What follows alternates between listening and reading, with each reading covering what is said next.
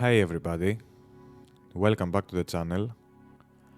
This is the third and final video in our Metal Kitchen series, the first series on this channel. If you missed part 1 and part 2, where we modeled the modern kitchen island and the fixed wall units, make sure to check them out. I'll put the links in the description below. In this tutorial, we will see the development of realistic materials such as wood, stainless steel, and metal. This video is packed with practical tips, so I hope you pick up some new techniques to level up your workflow and maybe have some fun while doing so. Smash that like button if you are ready to make your 3ds Max renders look more photorealistic, and let's jump straight in. Alright. Right now, we've got Corona Interactive running in the viewport, giving us a real-time look at the final result. This is precisely what we are building toward in this tutorial. On the fixed wall units, tall cabinets in realistic wood with visible grain. The middle section is fully polished stainless steel. The island follows the same logic, polished stainless steel countertop, dark metal for the structural framework to add depth and contrast, and the cabinet doors in a lighter tone of the same material for subtle variation. Before we jump into building the materials, I'm going to make a quick copy of the entire kitchen setup. I'm doing this for two reasons. First, to preserve the finished version I have already built, and second, so we can start completely from scratch for you guys watching. This way, you'll see every single step as if we are building it fresh. So select everything, shift and drag to duplicate.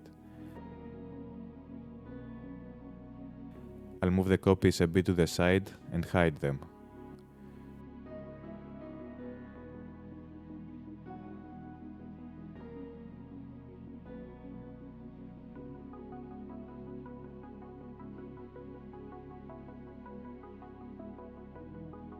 Now on these tutorial copies, let's strip out all the existing materials. There we go.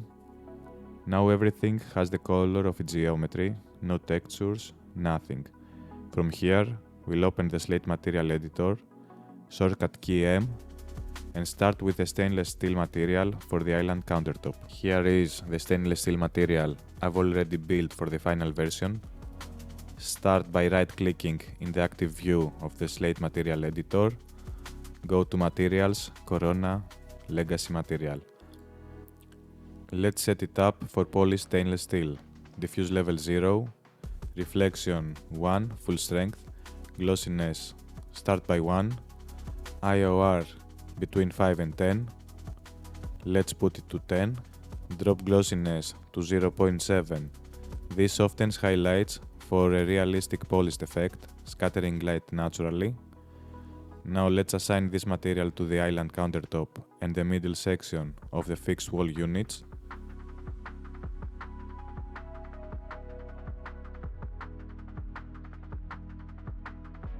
Quick interactive render check.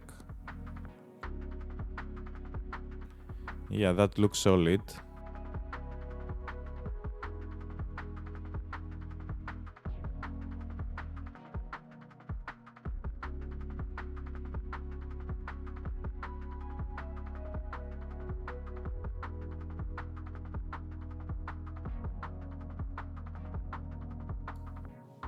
Let's move to the wood material for the tall cabinets.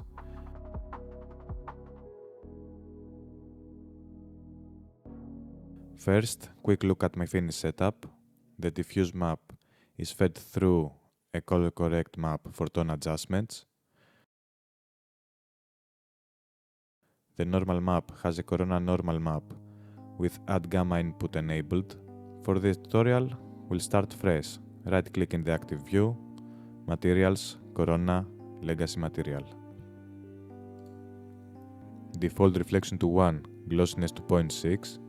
Right-click in the active view, Maps, Corona, Corona bitmap. Load your diffuse wood texture here. I'm using a high-res seamless oak with good grain variation.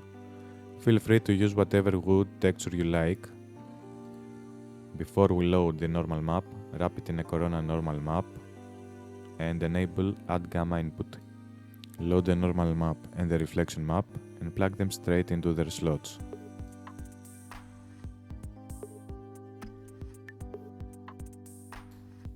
And there we have it, already looking like real wood. We'll fine-tune with color correction next. One quick note, I've already unwrapped the geometry on these tall cabinets with a proper UVW unwrap modifier. That way the texture, style and align perfectly without distortion.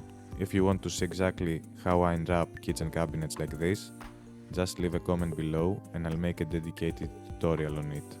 Back to the materials. Now the last materials, the metal for the kitchen island. We need two variations, one darker for the structural framework and one lighter for the cabinet doors. Start with a new Corona Legacy material.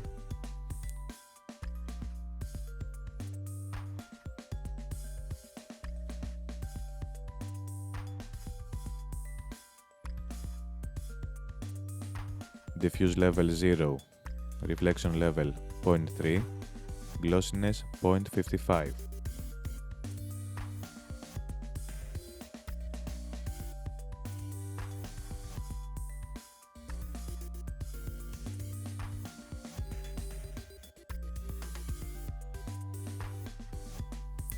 For the darker version, drop the reflection color slightly to around 180 in the RGB value.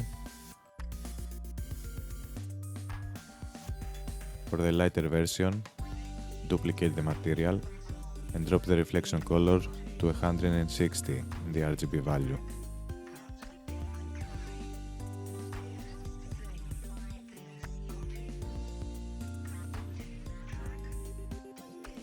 Interactive render again.